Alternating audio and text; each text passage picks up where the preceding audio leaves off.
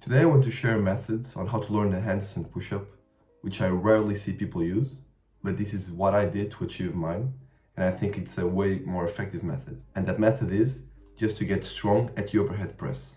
Why is this better than just doing the pike push-up progressions? Well, the main advantage is that you can just aim for a certain number of weights that you need to achieve without worrying about changing positions, and overall it's just much simpler because as soon as you can overhead press about 80% of your body weight for 5 reps, you know you're strong enough to do the handstand. Now you can still do the pike push-ups if you want instead. This is what I did in the beginning of my journey. But once I switched up to the overhead press method, things just became more simple. I would just aim for a particular number and try to slowly reach it every training session, getting increasingly stronger and adding a few kilograms here and there. Of course, you should do this while you learn the handstand on the side. So a good workout structure would be you do the overhead press and then 5 or 6 times a week, you train the handstand.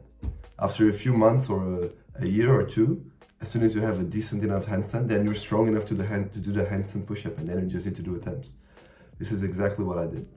To get strong at the overhead press, specifically to get the handstand push-up, I would train a low rep range between 3 to 5 reps. And as I said, try to get 80% of your body weight for 5 reps.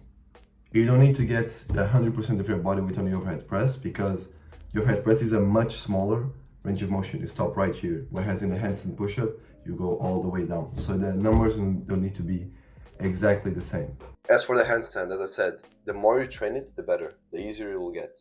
So if you can train it 5, 6, or even 7 times a week, that's going to be a good investment on you. If you're a total beginner, you should start training the handstand on the wall.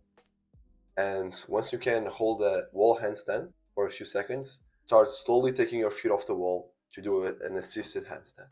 Once that feels easy, you can just train the handstand on the floor doing attempts.